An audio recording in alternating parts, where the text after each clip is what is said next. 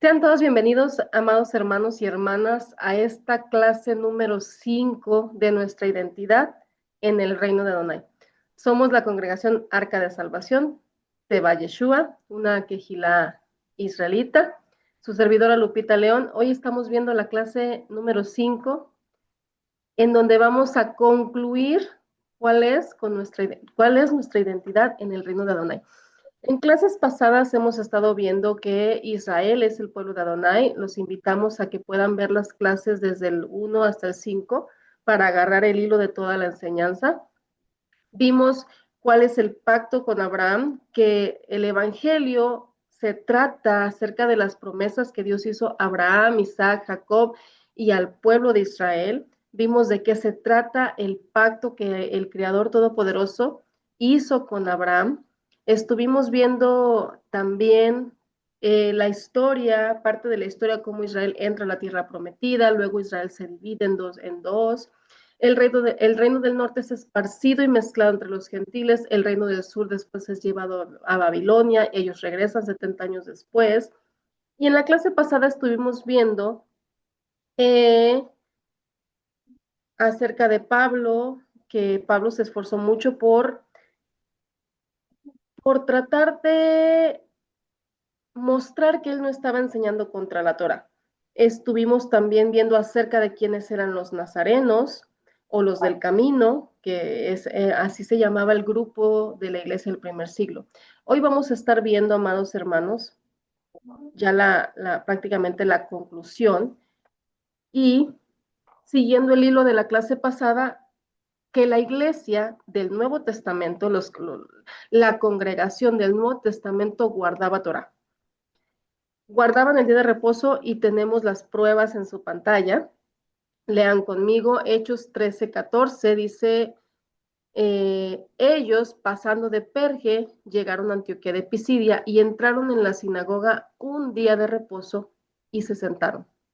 En el versículo 44 del mismo capítulo 13 dice, el siguiente día de reposo se juntó casi toda la ciudad para oír la palabra de Dios.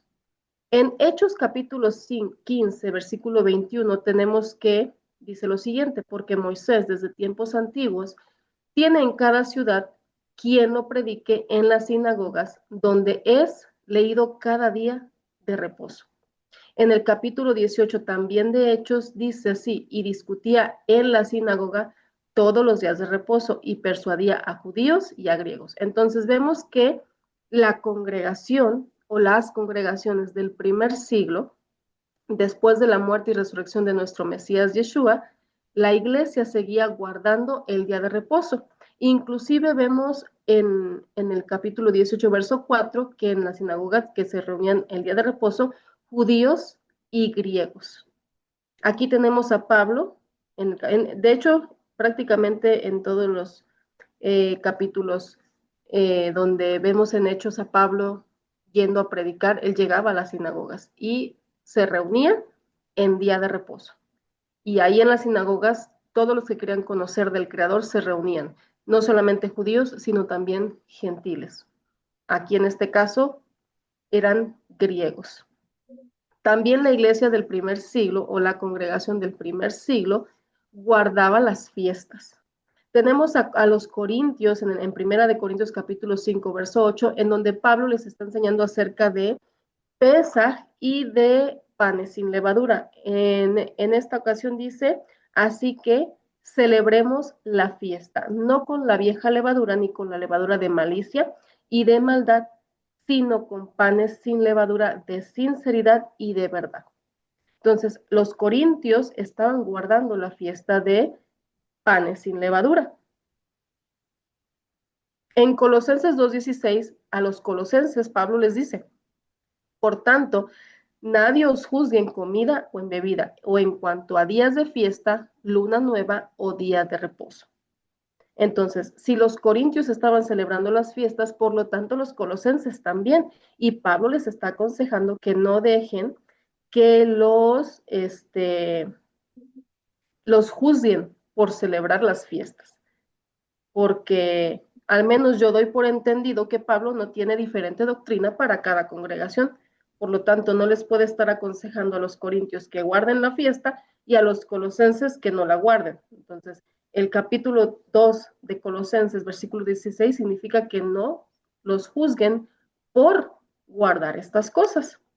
También tenemos evidencia en el Nuevo Testamento de que la congregación guardaba la alimentación. En Hechos 15:20 dice, esta es un consejo para los creyentes nuevos que estaban viniendo a la fe, que se habían convertido al Dios de Israel, y hubo un concilio en Hechos capítulo 15, entonces los discípulos llegaron a la siguiente a consejos para los nuevos creyentes, sino que se les escriba que se aparten de las contaminaciones de los ídolos, de fornicación, de ahogado y de sangre. Entonces, de ahogado y de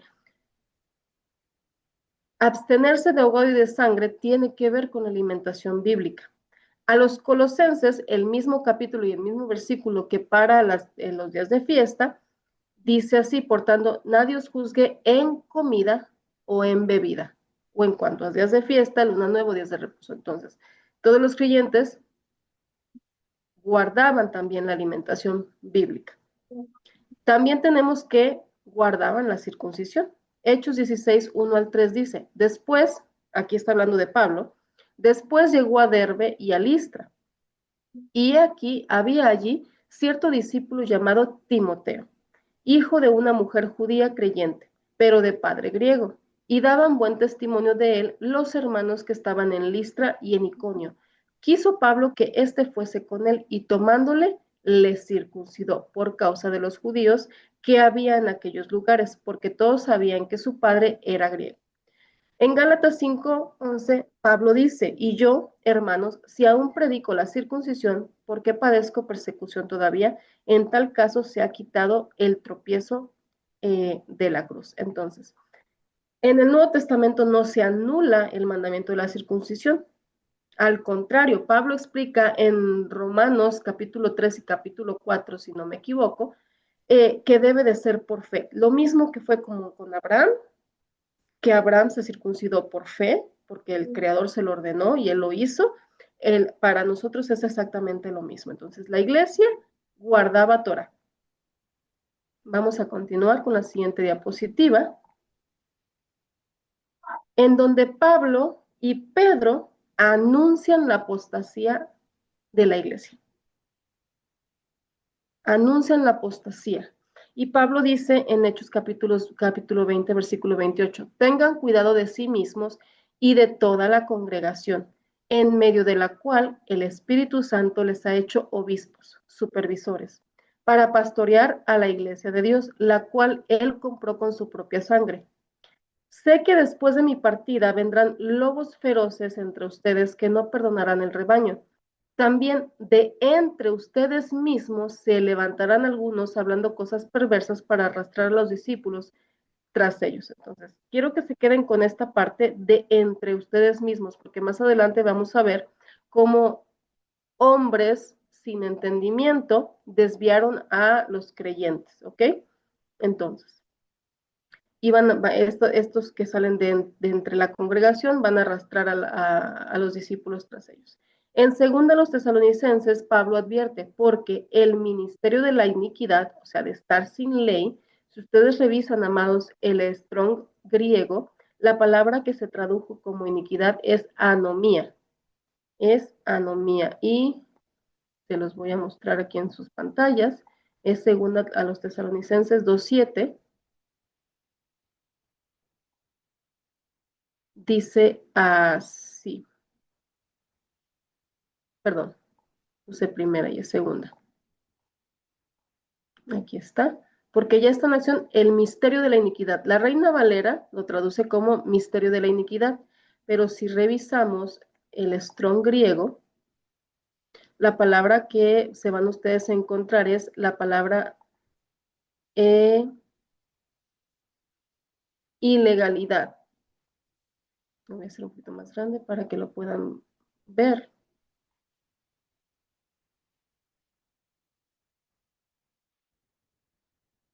La palabra que tienen es el Strong G459, anomía.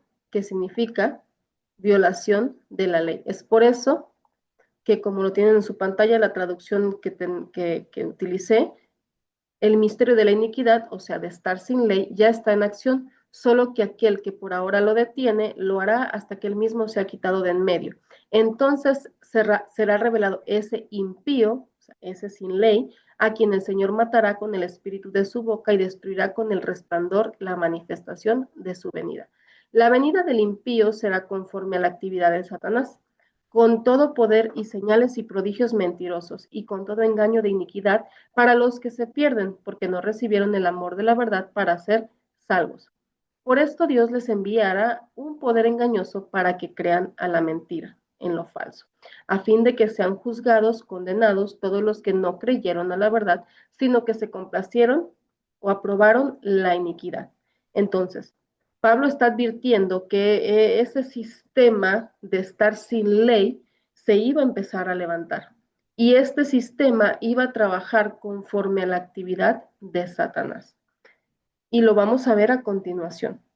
En las siguientes diapositivas vamos a estar viendo todas las doctrinas que salieron de precisamente de ese misterio de la iniquidad. Pedro también lo advierte en 2 de Pedro 2:1, pero se levantarán falsos profetas entre el pueblo. Exactamente lo mismo que dijo Pablo, lo dijo Pedro. Así como habrá también falsos maestros entre ustedes, los cuales encubiertamente introducirán herejías destructoras, negando incluso al Señor que los compró, los rescató, trayendo sobre sí una destrucción repentina. Muchos seguirán su sensualidad. Esta palabra es del griego 766, aselgeia, que significa también deshonestidad, libertinaje. Dice, y por causa de ellos, el camino de la verdad será blasfemado. Entonces, ¿cómo inicia la división? Hasta hace poco, muchos creían que el periodo de la división de la iglesia finalizó con el concilio de Yavne. Este concilio fue un concilio entre judíos que sucedió alrededor del 90 después de Cristo, después de Yeshua. Según fuentes judías, hubo un gran concilio judío donde todos los judíos acordaron seguir la corriente principal de la tradición rabínica y los que no lo hacían eran expulsados. Sin embargo, este punto de vista ha sido cuestionado recientemente por diferentes eruditos.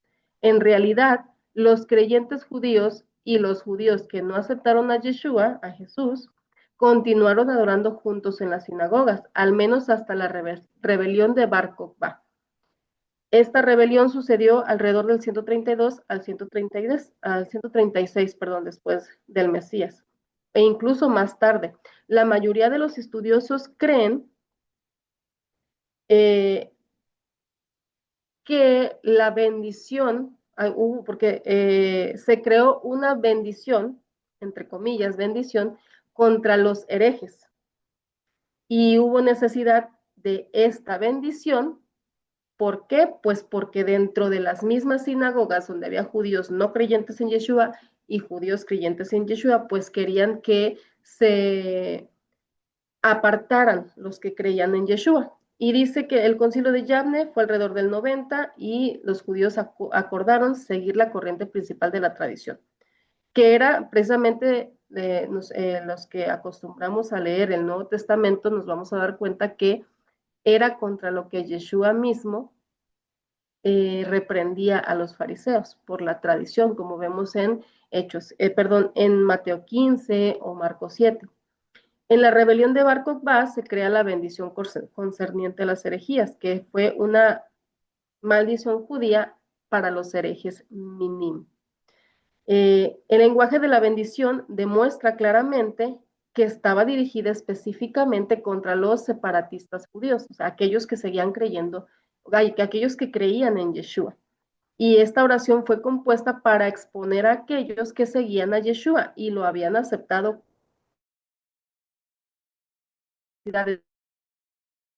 no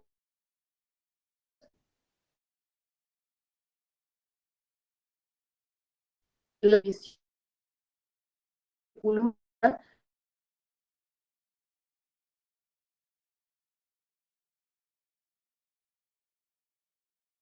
de Constantinopla.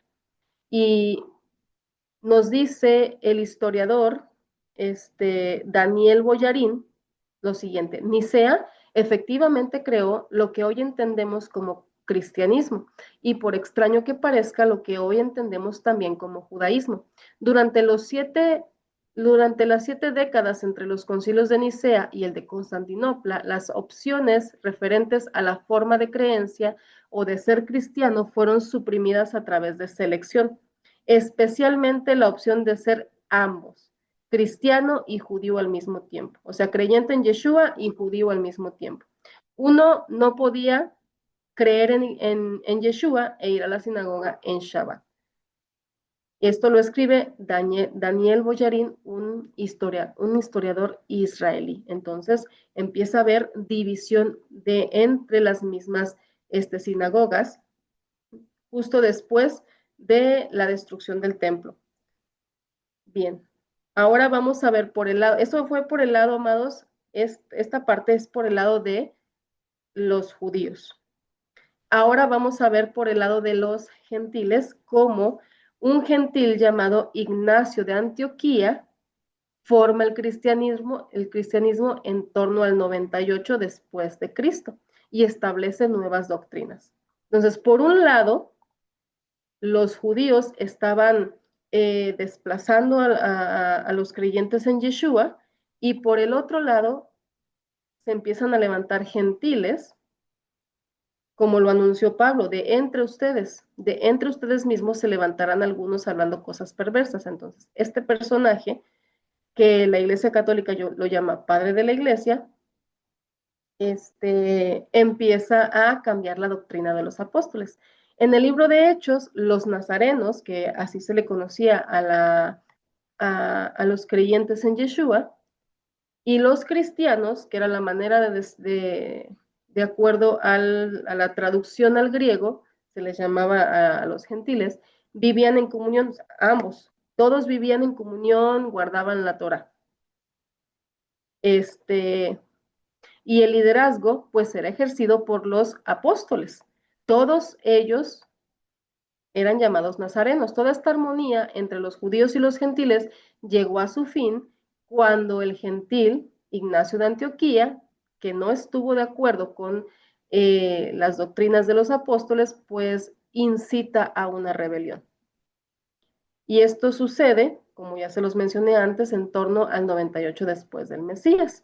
La nueva religión, el cristianismo, comenzó a florecer en el siglo II y culminó con la institución de la Iglesia Católica Romana en el siglo IV, con los concilios de Nicea y Constantinopla. Entonces, por un lado, los judíos perseguían a los judíos creyentes en Yeshua, y por el otro lado, los cristianos empezaron a perseguir a los creyentes en Yeshua que seguían guardando la Torah. Tengo en pantalla, amados, algunas de las doctrinas que se empezaron a formar después de Ignacio de Antioquía. Y es, uno, la sustitución del día de reposo por el domingo. Dos, la supresión de las fiestas bíblicas de Levítico 23, sustituyéndolas por fiestas paganas, por ejemplo, la celebración de la Pascua en la fecha coincidente con la Pascua católica, no una fecha determinada en las Escrituras. El invento de la Navidad, el 25 de diciembre, cuyo origen está en el paganismo, haciendo hincapié en que la Biblia no indica la fecha del nacimiento de nuestro Salvador. 3. La falsa idea de que la ley fue abolida, siendo que lo que fue eliminado es simplemente el acta de los decretos, que nos será contraria, es decir, el acta levantada por las transgresiones, no la ley que las muestra. Esto lo podemos ver en Colosenses 2:14, eliminando el acta de decretos que había contra nosotros. 4. La teología del reemplazo, que aboga por la sustitución de Israel por la Iglesia en los planes del Eterno. O sea, ellos enseñan que la Iglesia sustituye a Israel, es el nuevo Israel. Esto es completamente un error. ¿Por qué? Porque, como vimos en diapositivas pasadas, en clases pasadas, el Creador no se retracta. El Creador mantiene su promesa para el pueblo de Israel. Y vamos a parar aquí, pero las denominaciones siguen decenas y decenas de preceptos erróneos que se originan en el catolicismo papal y se han arrastrado al protestantismo y otras denominaciones, y pues no han limpiado completamente la doctrina, no se han limpiado, al contrario, siguen pegados a la doctrina del catolicismo. Vamos a continuar con la apostasía. En el siglo IV se estructuró el cristianismo como la religión oficial a través del catolicismo, dando lugar a la persecución de las personas de otras religiones. Entonces, algo totalmente contradictorio ocurrió.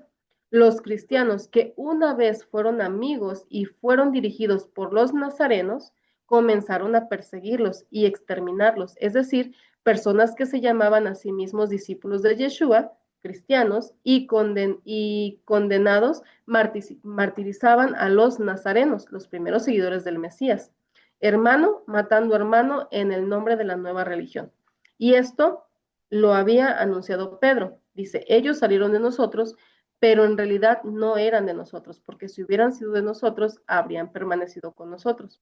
Pero salieron a fin de que se manifestara que no todos son de nosotros. Y Yeshua, amados, también profetiza algo muy similar. Dice, Juan 16:2, los expulsarán de las sinagogas, pero viene la hora cuando cualquiera que los mate pensará que así rinde culto, rinde servicio a Dios. Bien, continuamos con registros históricos acerca de esta situación que estaba aconteciendo desde el primer siglo hasta el siglo IV. Entonces, el padre de la iglesia, Jerónimo, en el siglo IV, describió a estos nazarenos como los que aceptan al Mesías de tal manera que no cesan de observar la antigua ley. ¿A alguien le suena familiar eso de antigua ley, amados?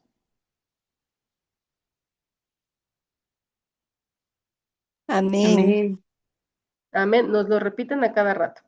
Tenemos también a otro padre de la iglesia, entre comillas, Epifanio de Salamina, uno de los padres de la iglesia católica que vivió a finales del siglo IV, escribió una obra en la que criticó a los nazarenos. Para Epifanio, los nazarenos eran herejes. Sin embargo, tenemos certeza de que los primeros discípulos de Yeshua no eran impíos, sino hombres temerosos del Eterno. Este es el relato de Epifanio. Dice, pero estos sectarios no se llaman a sí mismos cristianos, sino nazarenos. Sin embargo, son simplemente judíos completos. Usan no solo el Nuevo Testamento, sino también el Antiguo Testamento. ¿Cómo hacen los judíos? No tienen ideas diferentes, sino confiesan todo exactamente como lo proclama la ley y a la manera judía, excepto por su creencia en el Mesías, si se quiere, porque reconocen tanto la resurrección de los muertos como la creación divina de todas las cosas y declaran que Dios es uno y que su Hijo es Yeshua el Mesías. Están adiestrados finamente en el hebreo, porque entre ellos la ley completa, los profetas y los escritos se leen en hebreo como ciertamente se hace entre los judíos. Son diferentes de los judíos y diferentes de los cristianos, solamente en lo que siguen. Están en desacuerdo con los judíos porque han venido a la fe del Mesías, pero como aún están dirigidos por la ley, la circuncisión, el sábado y el resto, no están de acuerdo con los cristianos. No son más que judíos. Tienen la buena nueva, según Mateo, muy completa en hebreo, porque es claro que ellos aún la preservan en el en el alfabeto hebreo, como fue escrito originalmente. Esto está escrito por Epifanio en Panarión 29. También, amados, tenemos la declaración de otro padre de la iglesia que dice, ellos son muy odiados por los judíos, el pueblo se para en la mañana, en la tarde y en la noche 3 veces por día y pronuncian maldiciones y maledicencias sobre ellos. Cuando ellos dicen sus oraciones en las sinagogas 3 veces por día, ellos dicen que Dios maldiga los Nazorayoi. Ellos son más hostiles con ellos porque ellos proclaman como judíos que Yeshua es el Mesías. Eso también lo dijo Epifanio. Entonces podemos ver en los textos que Epifanio establece una fuerte diferencia entre los nazarenos y los cristianos. Entonces, es importante recordar que Epifanio fue uno de los grandes protagonistas de la creación de las doctrinas de la Iglesia Católica en el siglo IV. Así los cristianos bien recibidos por Epifanio fueron los que siguieron el catolicismo romano, mientras que los nazarenos fueron los que se negaron a aceptar la autoridad de la Iglesia Católica Gentil. Tenemos más registros históricos, amados. Tenemos también a Tertuliano, que vivió del 155 al 230, mucho antes que Epifanio, y Jerónimo, y debió de haber conocido mejor que ellos el significado hebreo de la palabra Nazorayoy. Y él dice, ok, y la palabra usada de Nazorayoy del griego en Hechos 24:5, pero sorprendentemente él no lo identifica con Notrim, guardianes, como lo vimos en clases pasadas, amados, sino con Nesirim, y usa el versículo de Lamentaciones 4:7 para hacer referencia al nombre. La palabra Nesirim puede entenderse como príncipes o nazareos, o sea, personas con el voto nazir. O sea que Tertuliano, amados, ya estaba confundiendo la palabra nazareno o nazorayoy en el griego, o notrim en el hebreo, por nazareo, que era el voto que la Torá ordena, donde no se deben de cortar el cabello. ¿Ok? Entonces imagínense, si 100 años después de la muerte y resurrección del Mesías, entre 100 y 150 años después, este personaje tertuliano no entiende las definiciones, ahora imagínense casi 400 años después con los otros padres de la iglesia, pues está un poquito más difícil que entiendan realmente cuál era la doctrina verdadera. Dice, ellos, esto lo dice...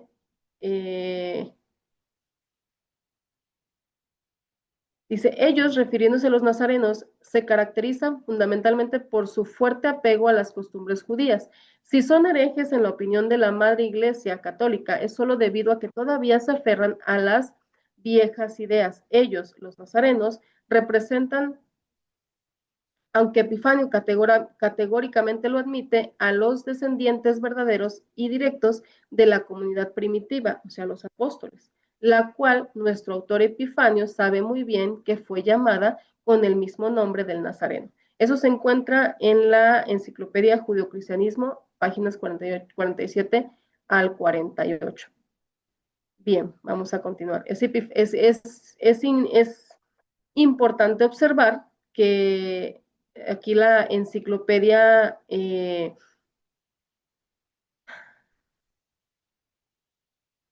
confirma que los nazarenos eran los originales descendientes verdaderos y directos de la comunidad primitiva. Ok. Ahora vamos a ver lo que nos dice otro historiador que se llamó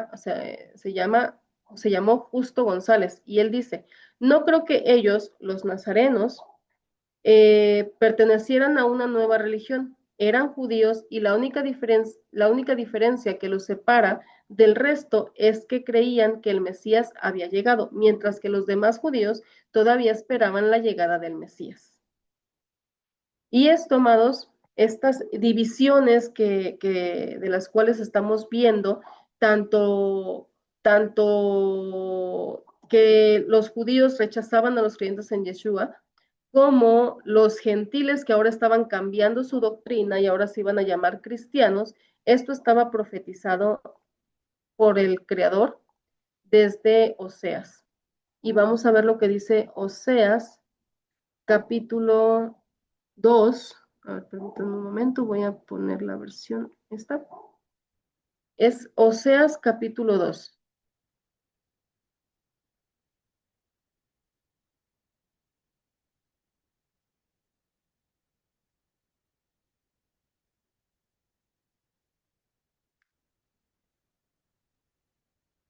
Es desde el versículo 4, dice así. dice el Creador a través del profeta Oseas, tampoco tendré compasión de sus hijos, porque son hijos de prostitución, pues su madre se prostituyó, la que los concibió se deshonró, porque dijo, iré tras mis amantes, que me dan mi pan y mi agua, mi lana y mi lino, mi aceite y mi bebida. Por tanto, voy a cercar su camino. El Creador, por causa de las transgresiones, el Creador advierte, voy a cercar su camino con espinos y levantaré un muro contra ella para que no encuentre sus senderos. Para que no encuentre sus senderos. Ella seguirá a sus amantes, pero no los alcanzará. Los buscará, pero no los hallará. Entonces dirá, iré y volveré a mi primer marido porque mejor me iba entonces que ahora. Pues ella no sabía que era yo el que le daba el trigo, el vino nuevo y el aceite, y le prodigaba la plata y el oro que ellos usaban para Baal. Por tanto, volveré a tomar mi trigo a su tiempo y mi vino nuevo a su sazón. También me llevaré mi lana y mi lino que le di para que cubriera su desnudez. Entonces descubriré su vergüenza ante los ojos de sus amantes, y nadie la librará de mi mano. Haré cesar también todo su regocijo, sus fiestas, sus lunas nuevas, sus días de reposo y todas sus solemnidades. Devastaré sus vides y sus higueras, de las cuales decía ella, son la paga que mis amantes me han dado, y las convertiré en matorral y las devorarán las bestias. La castigaré por los días, la castigaré por los días de los Baales cuando ella les ofrecía sacrificios y se adornaba con sus zarcillos y joyas y se iba tras sus amantes y se olvidaba de mí, declara el Señor. Entonces, por causa, amados, de que el pueblo lamentablemente fue muy rebelde en cuanto a obedecer los mandamientos del Señor y principalmente hacían mucha idolatría, es que el Creador advierte que la cercará con espinos para que no encuentre sus senderos. Entonces, sí, el Creador mandó a Yeshua para que a través de él el reino del norte regresara, sin embargo, pues esto iba a ser, como también el mismo Oseas dice, después de 2 días. Dice,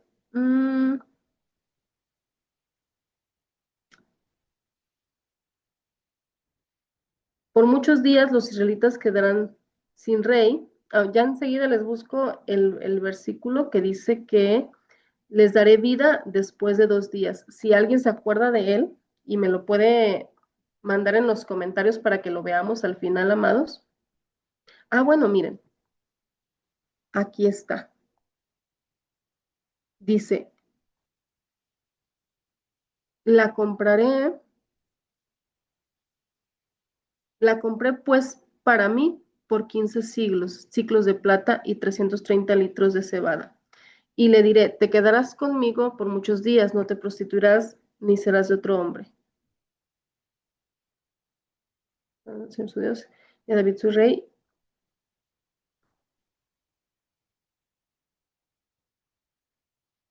Ok, ya enseguida les paso el pasaje Oseas que lo dice. 6:2, Lupita.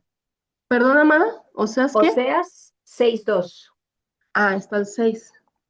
O sea, todavía me faltaban varios capítulos. Dice, vengan, volvamos al Señor, pues Él nos ha desgarrado, pero nos sanará, nos ha herido y nos vendará, nos dará vida después de 2 días, al tercer día nos levantará y viviremos delante de Él.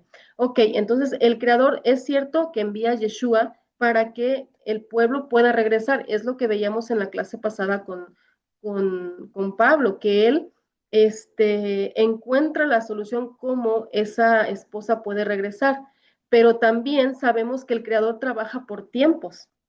Entonces, hasta el tiempo que el Creador ha determinado que ellos regresen, es que se va a completar, que ellos, o sea, nosotros, queden totalmente limpios y vengan a servir al Creador como Él lo ordena. Y como el Creador ya había anunciado después de 2 días, entonces por eso sucedió todo aquello. O sea, no podemos, es cierto que el hombre trabaja por sus deseos y por lo que quiere hacer, pero también porque se tienen que cumplir todas las profecías que el Creador dio. Bien, vamos a continuar. Ahora, los gentiles. ¿Cómo los gentiles pueden ser parte de las promesas del Creador? Pablo nos dice en Efesios capítulo 2, versículo 11, por tanto, recuerden que en otro tiempo ustedes, los gentiles en cuanto a la carne, que son llamados incircuncisión por la tal llamada circuncisión hecha en la carne por manos humanas, recuerden que en ese tiempo ustedes estaban separados de Cristo, excluidos de la ciudadanía, comunidad de Israel, extraños a los pactos de la promesa, sin tener esperanza y sin Dios en el mundo. Pero ahora en Cristo Jesús, o sea, en el Mesías Yeshua, ustedes que en otro tiempo estaban lejos, han sido acercados por la sangre de Cristo, porque Él es nuestra paz que de ambos pueblos hizo uno, derribando la pared intermedia de separación.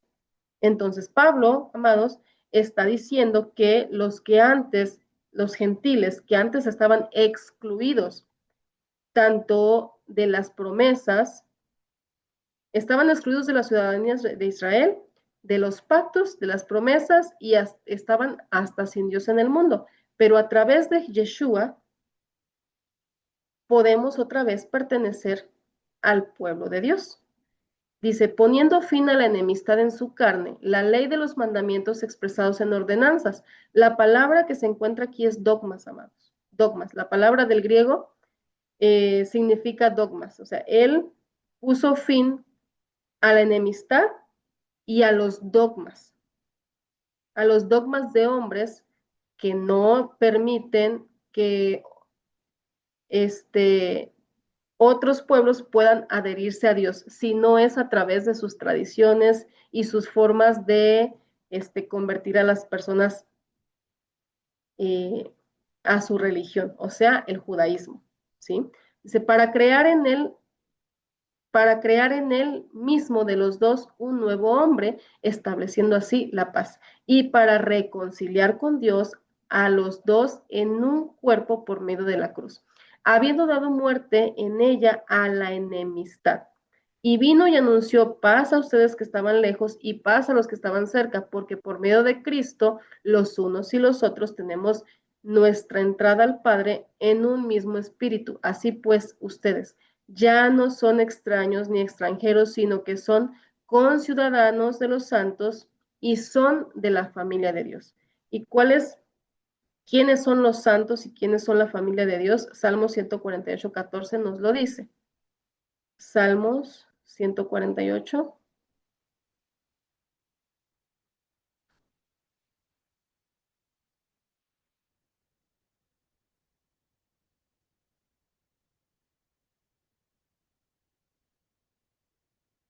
Nos dice así la escritura. Alaben ellos el nombre del Señor, porque solo su nombre es exaltado, su gloria sobre toda la tierra.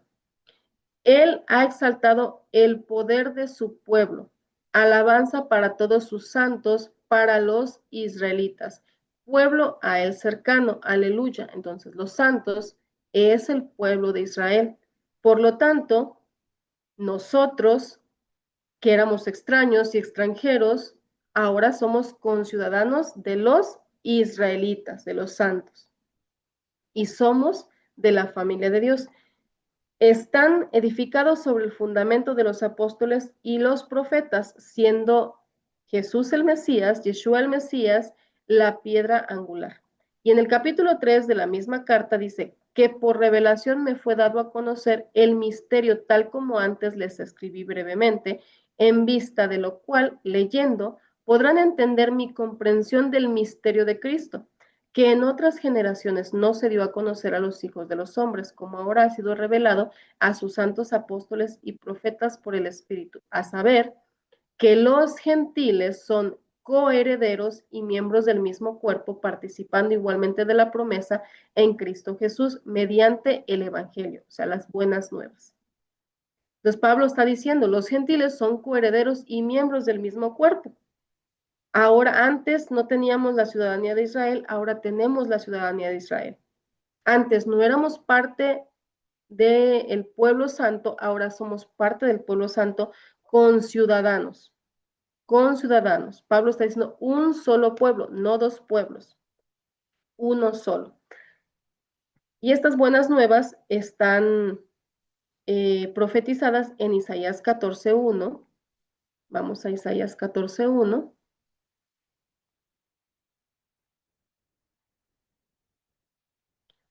Estas buenas nuevas de que Dios tomaría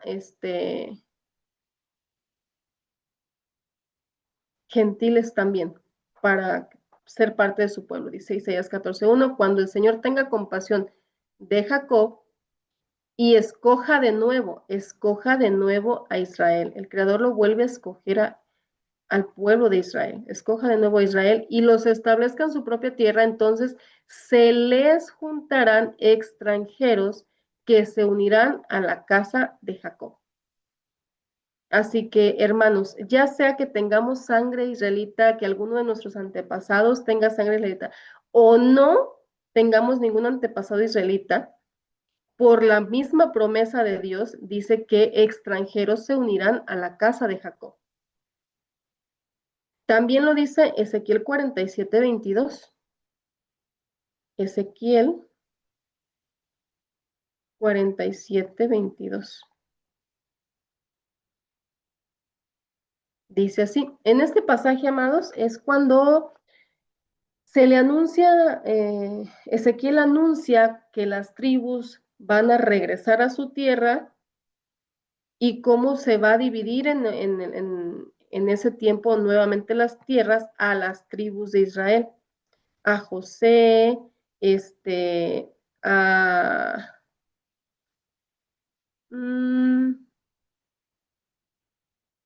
y bueno, va mencionando a cada tribu. Entonces, en el capítulo 47, versículo 22 dice, la sortearán como heredad entre ustedes y entre los extranjeros que residen en medio de ustedes y hayan tenido hijos entre ustedes y serán para ustedes como nativos entre los israelitas y se les sorteará herencia con ustedes entre las tribus de Israel. Entonces, aunque ahora no sepamos, amados, a qué tribu pertenecemos en aquel día, sabremos a qué tribu pertenecemos, porque así lo dice la profecía. También Hechos 15:12 al 18, en el concilio de Jerusalén que hace rato les estaba mencionando, los discípulos, Jacobo y Pedro, los que estaban en ese concilio de Jerusalén, relacionan a los gentiles convertidos con, dice así, es a partir del versículo del 12 al 18, dice, toda la multitud hizo silencio y escuchaban a Bernabé y a Pablo, que relataban las señales, o sea, los milagros y prodigios que Dios había hecho entre los gentiles por medio de ellos. Cuando terminaron de hablar, Jacobo, Santiago, el hermano de Yeshua, tomó la palabra y dijo, escúchenme, hermanos. Simón ha relatado cómo Dios al principio tuvo a bien tomar de entre los gentiles un pueblo para su nombre. ¿Cuál es el relato que contó Simón, Pedro? El relato, pues, de lo que estaba aconteciendo con Cornelio, que sucedió en Hechos 10 y en Hechos 11 les platica todas las cosas que sucedieron porque le reclaman que porque había entrado a casa de gentiles. Entonces Jacobo empieza a narrar esto y dice, y con esto concuerdan las palabras de los profetas tal como está escrito.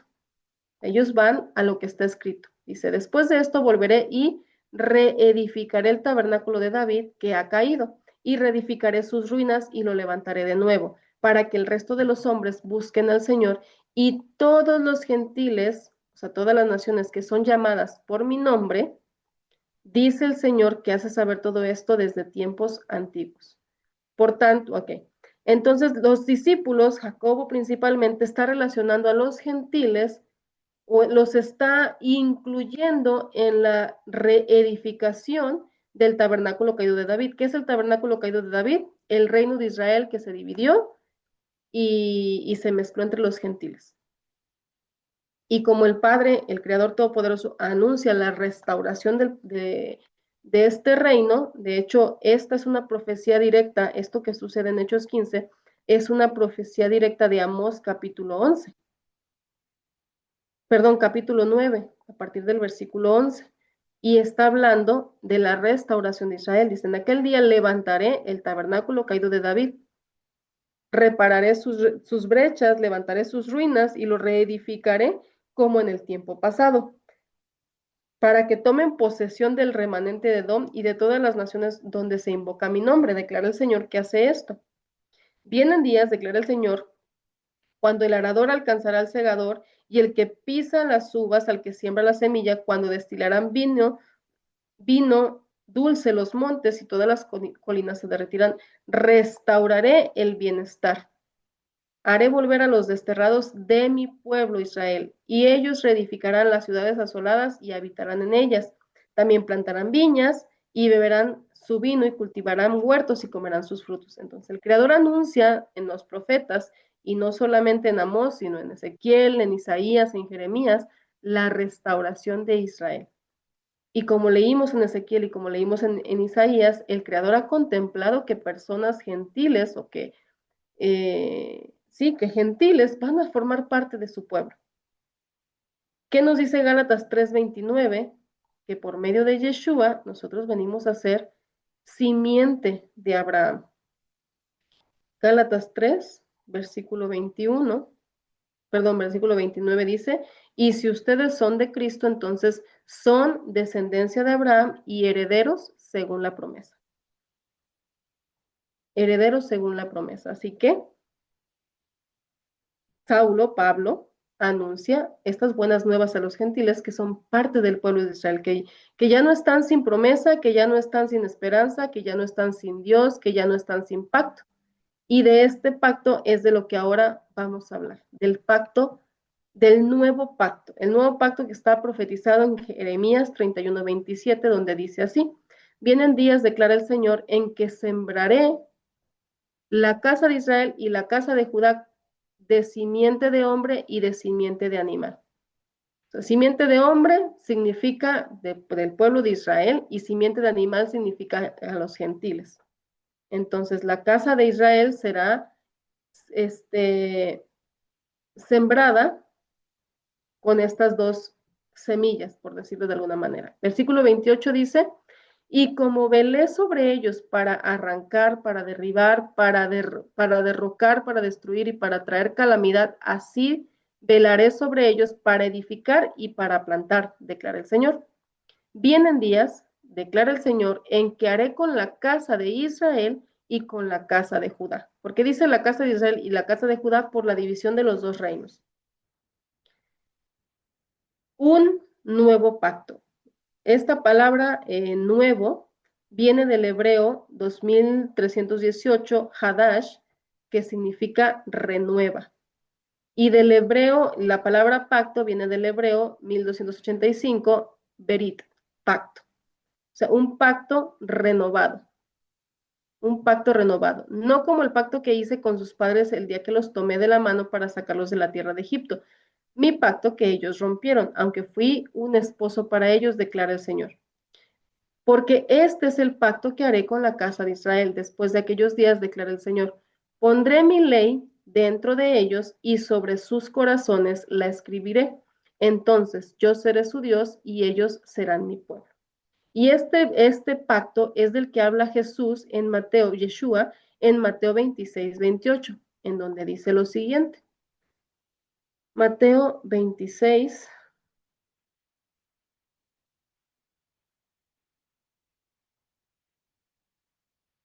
Mateo 26:28. Dice así. Porque esto es mi sangre del nuevo pacto, que es derramada por muchos para el perdón de los pecados. O sea, Yeshua estaba hablando del nuevo pacto que estaba siendo profetizado. Y en Segunda de Corintios 3 capítulos, perdón, capítulo 3, versículo 6. Segunda de Corintios, capítulo 3, versículo 6. el cual también nos hizo suficientes como ministros de un nuevo pacto. No de la letra, sino del espíritu, porque la letra mata, pero el espíritu da vida. Entonces, Pablo también menciona ese nuevo pacto, y ese otro nuevo pacto es también, no lo puse aquí, pero sí lo puse, aquí está. Ahorita lo vamos a leer. Entonces, en clases pasadas vimos de qué se trata el pacto con Abraham. Les voy a poner la diapositiva para que lo puedan ver. Aquí tienen en su pantalla la diapositiva en donde se explicó el pacto con Abraham y lo que incluye el pacto con Abraham. Entonces ahora vamos a ver en el Nuevo Testamento, o perdón, en el Nuevo Testamento, de qué se trata o qué incluye el nuevo pacto. En el pacto con Abraham vimos que incluye ser nuestro Dios, que Él es nuestro Dios y nosotros su pueblo. Y estas son las citas del Antiguo Testamento, Levítico 26:12. En el Nuevo Testamento es exactamente lo mismo. Segunda de Corintios 6:16 nos dice lo siguiente. Segunda de Corintios 6:16. Eso es para que veamos, amados, que el nuevo pacto se trata exactamente de lo mismo que el anterior, solamente que se renueva. Por eso al principio les expliqué que es un pacto renovado. Entonces, segunda de Corintios 6:16 dice así: ¿o qué acuerdo tiene el templo de Dios con los ídolos? Porque nosotros somos el templo del Dios vivo, como Dios dijo: habitaré en ellos y andaré en ellos, y seré su Dios, y ellos serán mi pueblo. Pablo está repitiendo exactamente lo mismo que dice la Torá y los profetas. También en Apocalipsis 21:3 dice esto de ser Él nuestro Dios y nosotros su pueblo. Apocalipsis 21:3.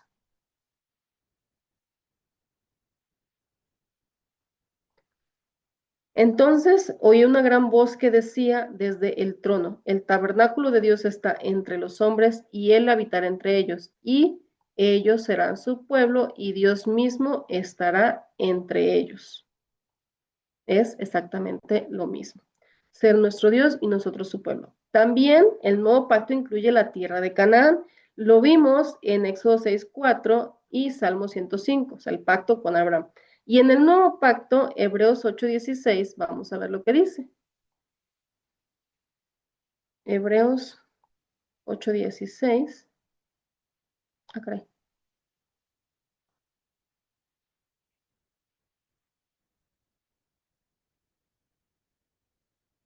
Hebreos. Debe de ser 1 al 6.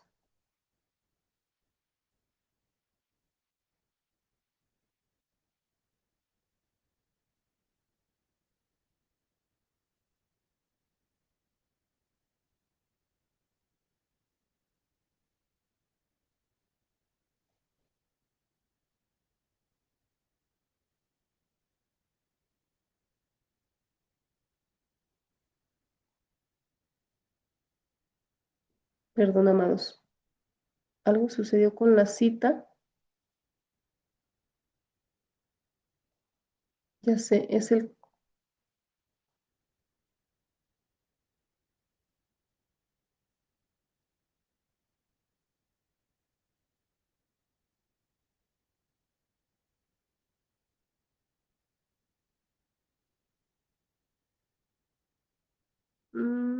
Aquí está, perdón, es Hebreos 11. Nos dice así, y nos está hablando de Abraham. Dice: también por la fe Sara misma recibió fuerza para concebir, aún pasada ya la edad propicia, pues consideró fiel a aquel que lo había prometido, por lo cual también nació de uno, y este casi muerto, con respecto a esto una descendencia como las estrellas del cielo en número e innumerable como la arena que está a la orilla del mar. Todos estos murieron en fe, sin haber recibido las promesas, pero habiéndolas visto desde lejos, y aceptando con gusto, confesando que eran extranjeros y peregrinos, o sea, expatriados sobre la tierra. Por lo, porque los que dicen tales cosas claramente dan a entender que buscan una patria propia. Y si en verdad hubieran estado pensando en aquella patria de donde salieron, habrían tenido oportunidad de volver. Pero en realidad anhelaban una patria mejor, es decir, la celestial. Y cuando dice, amados, cuando dice la celestial, no se refiere a ir al cielo, se refiere a la prometida por Dios. Por lo cual Dios no se avergüenza de ser llamado Dios de ellos, pues les ha preparado una ciudad. Entonces, el nuevo pacto también tiene que ver con la tierra que Dios había prometido a Abraham, a Isaac y a Jacob. Ellos no vivieron, ellos vivieron como extranjeros en la tierra prometida. Pero quienes sí entraron, aunque no permanecieron, su descendencia. Sin embargo, en el Nuevo Testamento el Creador promete la, la misma tierra que él le prometió, la tierra de Canaán, a Abraham, a Isaac y a Jacob. Cuando les vaya a pasar la diapositiva, amados, bueno, en un momento que termine la presentación, le pongo aquí bien la cita bíblica de Hebreos. También el nuevo pacto incluye la ley de Dios. En el antiguo pacto incluye la ley, en el nuevo pacto también incluye la ley. Hebreos 8 del 8 al 10 nos lo dice. Del 8 dice, porque reprochándolos, él dice, miren que vienen días, dice el Señor, en que estableceré un nuevo pacto con la casa de Israel y con la casa de Judá, no como el pacto que hice con sus padres el día que los tomé de la mano para sacarlos de la tierra de Egipto, porque no permanecieron en mi pacto y yo me desentendí de ellos, dice el Señor. Porque este es el pacto que haré con la casa de Israel después de aquellos días, dice el Señor. Pondré mis leyes en la mente de ellos y las escribiré sobre sus corazones. Yo seré su Dios y ellos serán mi pueblo. Pondré mis leyes en la mente de ellos y las escribiré en sus corazones. Entonces, el pacto que Dios hizo con Abraham incluye la ley, con Abraham, Isaac y Jacob y el pueblo de Israel incluye la ley, y en el nuevo pacto también incluye la Torah. También incluye ser un reino de reyes y sacerdotes. Lo vimos en Éxodo 19, 5 al 6, y Pedro lo repite en su segunda carta, perdón, en su primera carta, capítulo 2, verso 9.